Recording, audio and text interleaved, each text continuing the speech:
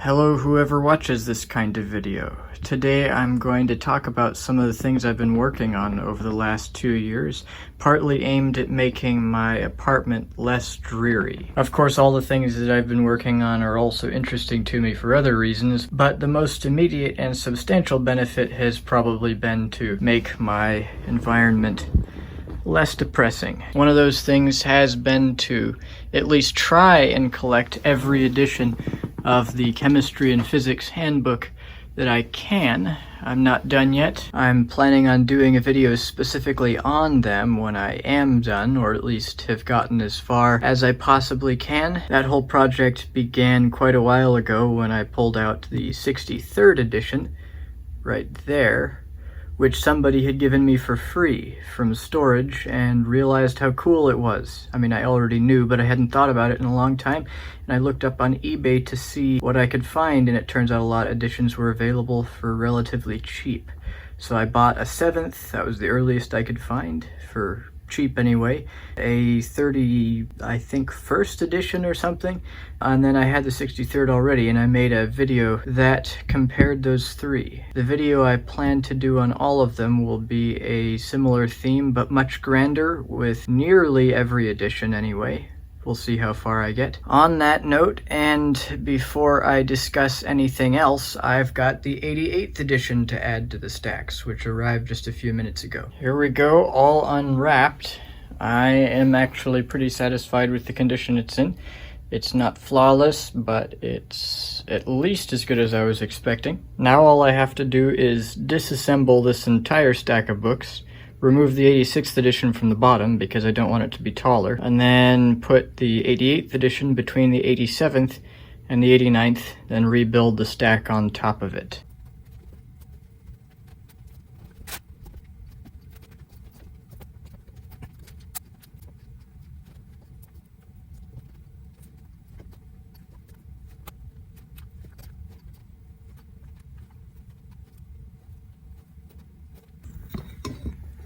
It's nice to have that done. The 88th is actually the last of the 80s that I needed, so I officially have all of those. I still have a 2 in the 70s and clearly a number in the 90s left to get, plus 2 in the 100s and also some of the early ones. We'll see what I can manage. Now at this point I was planning on moving on to other aspects of how I've improved my living environment, but as so often happens, grad school got in the way, and enough time has passed since filming that first part of the video that 2 more editions have arrived. They should be the 76th and the 78th, the last of the 70s that I needed. So you heard me say that I had 2 70s remaining. These should be the 2 70s. So we'll stick those in and then try and move on. Hopefully the same thing doesn't happen again. Okay, so this is the 78th edition. It's looking quite good. It's in as good a condition as I expected. Let's see where the periodic table was. Of course, there was a lot of elements that hadn't been named. Lawrencium had, but Rutherfordium hadn't even been named, and they hadn't gotten past Darmstadtium or Ununilium at the time as far as actual discovery claims, so that's kind of fun to see. Now with the 76th, I had long not bought one because I couldn't find a 76th that wasn't a student edition. It was just the number. And eventually I decided that I probably wasn't going to be finding a 76th that wasn't a student edition. The content is the same, by the way. It doesn't really matter as far as the content goes, but as far as the decorative value, I thought, you know, if I can find one, I'll get one with just the number on it, and I gave up.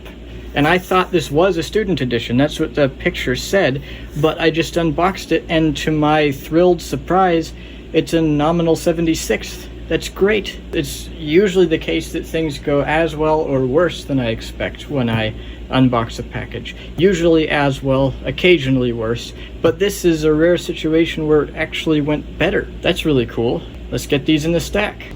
So this is the 75th edition, that's the 77th edition, and that's the 79th edition. By the way, the 75th edition, which was a celebration edition because they'd made it to 75, is the only one that I know of that ever came with a dust jacket.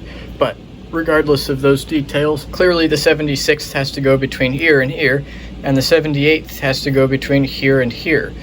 I also don't want the stack to get any taller. So what I'm gonna have to do is disassemble the front stack down far enough to expose the back stack. Then I'll have to disassemble it completely, at least the portion of it that's made of chemistry and physics handbooks, and remove the 84th and the 85th from the bottom, because that's what's at the base, and put them over here on top of the 86th, which I removed from the front stack to make room for the 88th. And that way I'll have room to put the 76th and 78th into the back stack where I showed you without making it any taller. So it's a bit of work, but it helps keep things organized. In case you're wondering, this tub is able to stick to the post like that because I store a very large neodymium iron boride supermagnet in it. I think it's an N48. It's a disc magnet that is 2 inches in diameter and 1 inch thick.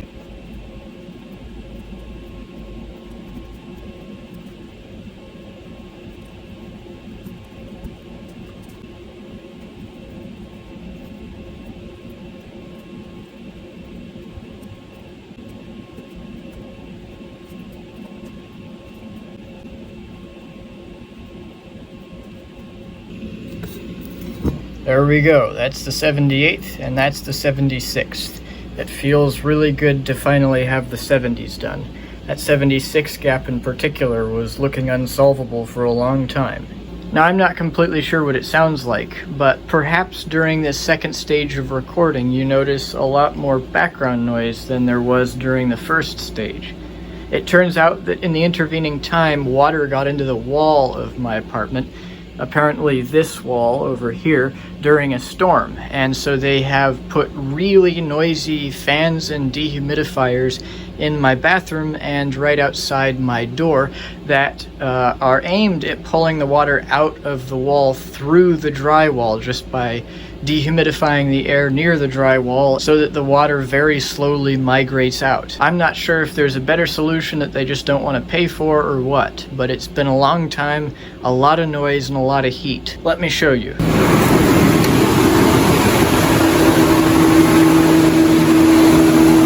You can see just how hot and loud it is in here. 115 degrees and so loud you can hardly hear me.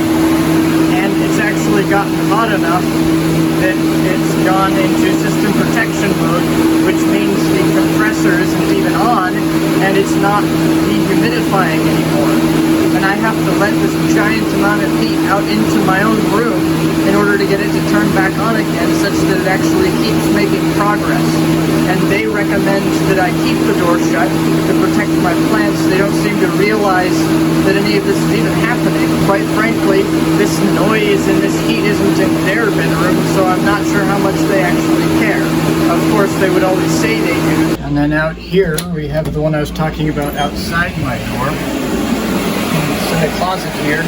This one also used to have a big fan by it, similar to the one you saw in my bathroom. Out here, though, several days ago, they removed the fan, and I don't know why. Nothing else progress-wise has happened since. I complained, of course, to management via email, and they did give me access to another room to sleep in, 4 floors down. And when I got there, well, the bed was too hard, it had no sheets on it, it was away from all my stuff. Ultimately, with how hard the bed was, and the fact that I don't happen to have a spare set of sheets and don't want to have to bother with that, I ended up actually getting more sleep in my noisy apartment than I did there, so I haven't continued to use it. The key fob there is for that other room. It is to their credit that they at least did that, but it's not nearly the same quality as the situation that I'm supposed to have, and of course they haven't talked about any concessions. This is a budget apartment, and it seems like a lot of the people here are the kind of people who they would expect to not be able to defend themselves very rigorously, and it seems like their way of achieving the highest possible profit margin can take advantage of that. And they are aware, it seems, that if they do a bad enough job, it will affect their business. However, after living here for a while and hearing about some cases and then experiencing this one, it does seem like there can be a gap between accountability via any mechanism and rigorous protection of fairness. I suppose it remains to be seen how long this goes on, what they do to compensate us for the massive amount of electricity they're using, and what concessions they do or don't make for the service quality drop. However, even if in theory they balance everything out in the end, the fact that they're so unwilling to say anything or promise anything to that effect from when the problem started is still a fairness issue. I guess the one thing I can say is that from looking at Google reviews that are pretty old, it was at one point even worse here. When I put it on the toilet, I get a reading of 120 degrees, almost 121. Oh, there it goes, 121, oscillating, I think. But that's just how hot this thing is. I guess once it gets hot enough, it'll trigger this to go into system protection mode, and the compressor will turn off, and it will start cooling down a little bit. However, I don't think it would fall down all the way to the 115 that we saw when it was on the toilet tank. You can, however, see that with the door open, the temperature's already fallen almost a degree. So when I was editing just a minute ago, I realized I forgot to mention something consequential as far as the drying equipment. Throughout all of my recording out here in this room, I actually turned off that big fan. So the volume level you were hearing in the video out in my room when you were just looking at my books and plants and element samples and that kind of thing was actually quieter than it normally is when I'm allowing both things to run pretty much 24/7. So it's actually a little bit worse than maybe you got the impression of. Just figured I should complete the story there. And now finally back to the intended topic of this video. So 2 years ago when I came to grad school and moved into this apartment, I wasn't working on any hobbies. I didn't really have much in here. I was focusing entirely on making grad school work. Now eventually this weighed on me and I knew I needed to do something different. I hadn't yet come up with the idea that room decor could possibly make much of a difference, but I did suspect that restarting some of my old hobbies might help. And recently I had stumbled upon some botanical videos on YouTube, including the YouTube channel Crime Pays But Botany Doesn't. And it got me back into plants. When I was young, I grew plants. I really enjoyed it. I got a lot out of it, but I hadn't done it in a while, and I decided that that would be a fun place to start. And through these YouTube channels, I became exposed to more and more interesting plants that I hadn't known about even when I had grown them in the past. Other interests also mixed with this, in particular woodworking. Although I haven't had a chance to do much in a while, I definitely enjoy it and wanted to restart at some point. And of course, wood comes from plants, so I started studying the botany of rare timber trees. My interest in carnivorous plants also got resurrected during this time, and I started acquiring the needed gear to grow some of them. One of the first ones that I started growing was this Nepenthes clipeata here in this tank, which was much smaller when I got it. I've repotted it 3 times, and it's probably 10 times the original size that it was. It's been doing very well. It's very gratifying. I also bought some Highland Nepenthes, which you've seen in other videos in that chamber. They've all been doing well. And of course I got into cycads. My Zamia pseudoparasitica has been growing well. Though that actually wasn't the first cycad I bought. Somewhat crazily, the first one I ever bought was this Encephalartis latifrons here. It's been growing quite well in my apartment. I also bought another Encephalartis latifrons, which is behind that light. It's been growing well, but somewhat slower. It's a different strain. And I bought this Encephalartis natalensis woodii because it's the closest thing to an Encephalartis woodii that I could get, and it's put on new leaves for me as well. This Venus flytrap was bought for me on my birthday by my mother, and it was doing very well for 2 years. I've been overwintering it in the refrigerator, but this last winter I put it in a lousy spot in the fridge apparently, and it froze, and there was something of a frost heave, and I think it damaged the root system. It came back much smaller, even though in the last few years it's come back bigger than the previous year. However, it has recovered quite a bit from where it was, so I think that if I do the overwintering in the refrigerator better, it will eventually rebound. In the rare timber tree category, I got a mahogany tree from this angle, and at this time it doesn't look ideal. It was growing towards the light and I rotated it so it's not as happy right at this moment, but it has been growing quite a bit. Sooner or later I'll prune it back and it'll be a more ideal shape. So essentially I'm going to grow it as a large bonsai in order to keep it a size that fits in my apartment. The specific species is Swietenia mahogany. Back here you see another fun timber tree that I got. This is Juniperus bermudiana, and then back there you can see a sprig right there of a coast redwood, and then some coast redwood leaves. I don't think it's visible, but I do have some giant sequoia seedlings back there. Right there in the middle of the screen there's some giant sequoia foliage. And then also this tub here is full of rosewood trees. It's been a tough thing to figure out how to grow them. When I've made a mistake, they've typically grown back, and they're healthier than they have been in the past, but there's still progress to be made. I've got Dalbergia oliveri in here, so that's Burmese rosewood. Dalbergia cochinchinensis, which is this right here. It's not the only one, but that's the one you can see easily. That's Thai rosewood. Dalbergia odorifera, which is what this thing is.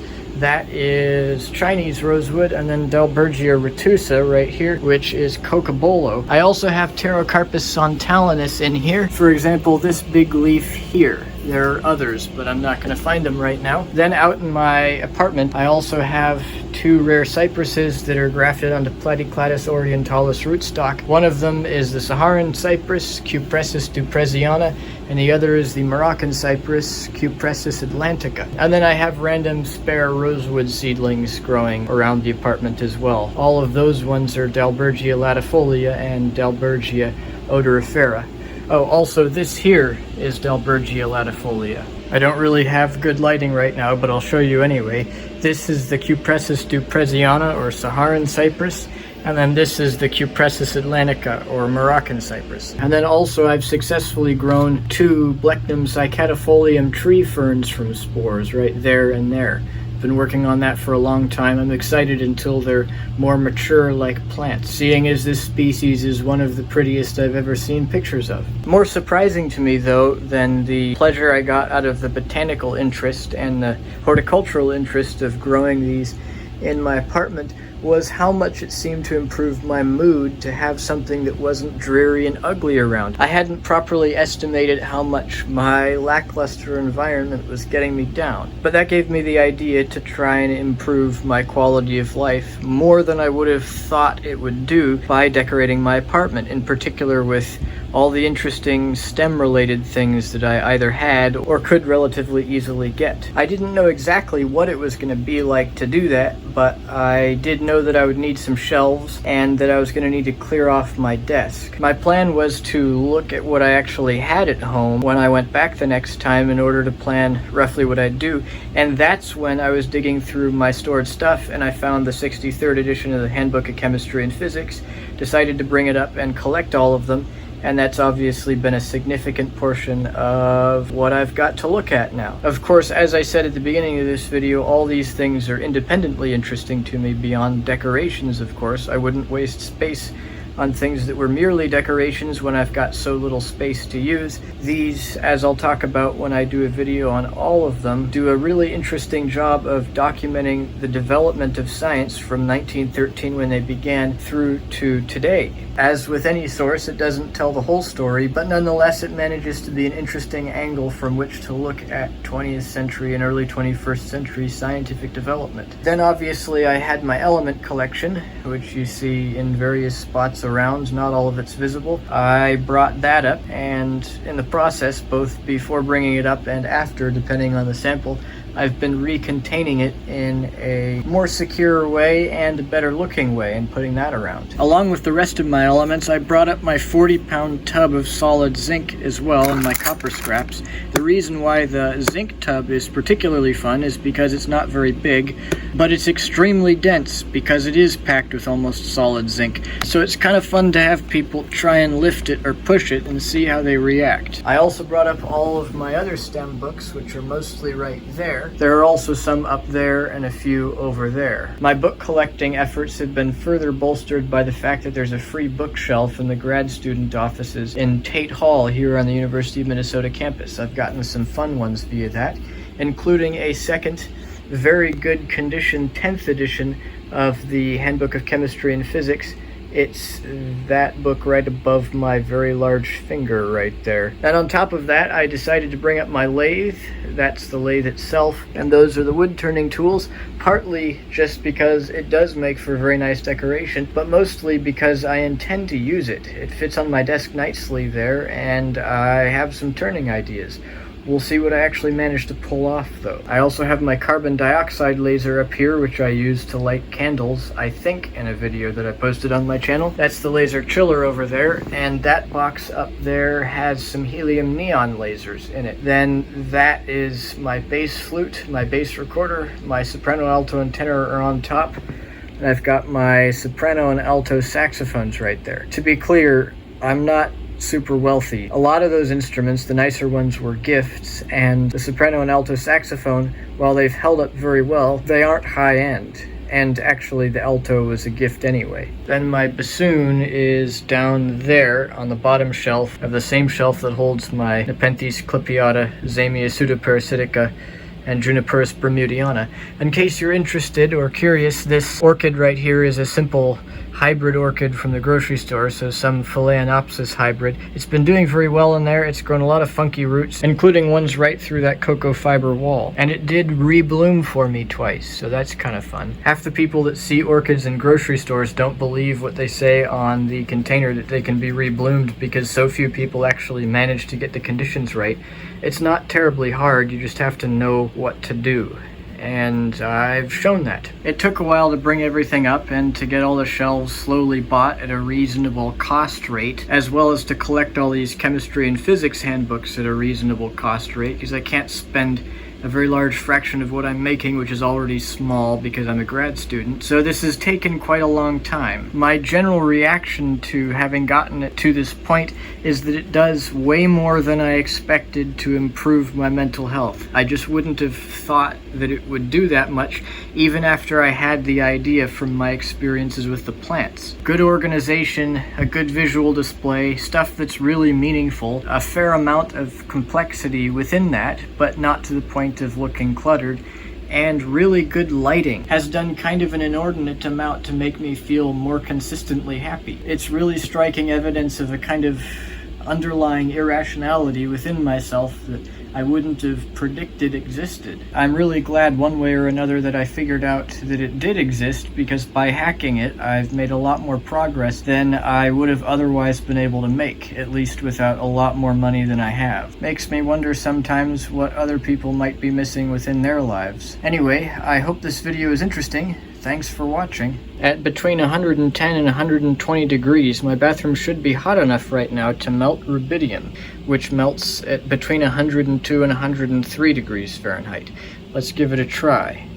Okay, so it spent about a half hour in a part of my bathroom that was sitting at a stable 115 degrees, and I haven't tilted it around a whole bunch, but I think it completely melted, and you can see it starting to stick to the glass more because it's cooling down since it's now at a more normal room temperature. Now, in case you're some kind of a safety hawk, that was only 10 grams of rubidium. I only ever pulled it slightly out of the foam padding to show you the metal, and it was all the way in when I had it in my bathroom. Also, it's stored inside a PVC pipe, usually in this desiccator here. And of course, the whole time with me, I had this fire extinguisher, which is the right type to put out a rubidium fire if it was necessary. And really, all of that was overkill anyway, because 10 grams just isn't that much to deal with. It's only the mass of about 10 pennies. Well, it sort of happened again. While I mostly finished the filming on that same day, the editing has taken long enough that yet another edition of the Chemistry and Physics Handbook has shown up, and this is a real special one. It should be the 6th edition, this particular copy from 1917. They packaged this real fancy. It has a foam inner envelope. Cool. And a fun plastic envelope inside that. I might store it in this one. And there we have it, the 6th edition. This is definitely the most fragile copy I have of the Chemistry and Physics Handbook. Let's very carefully have a look inside. So far, so good. Let's see what the title page says. Confirms it's a 6th edition, and it was only $2 in 1917. And there you go, the copyright date. We've got a table of contents in case you're wondering what's inside the 6th edition. Here's more of it, and still more. Then we get to the antidotes of poisons, which I have seen in the other early editions that I have. Let's flip to some random pages. Let's see, 5-place logarithms, inorganic compounds, gravimetric factors and their logarithms, heats of formation in solutions, lots of fun, decomposition of anhydrous metallic sulfates, if you ever wondered about that. All of this, of course, is quite similar to what's in the 5th and the 7th. Index of refraction of gases, mass and resistance for copper. Okay, well, that makes sense. It's common wire material. Dimensions of wire, I think they removed that around the 20th edition. Let's try to find the ads at the back, which are in all these early editions. It's a lot of fun. Oh, here we go. Wonder who that guy was. Wonder if it really is a real person or if it was just a drawing. It kind of looks like it's a real person. Ooh, rubber tubing.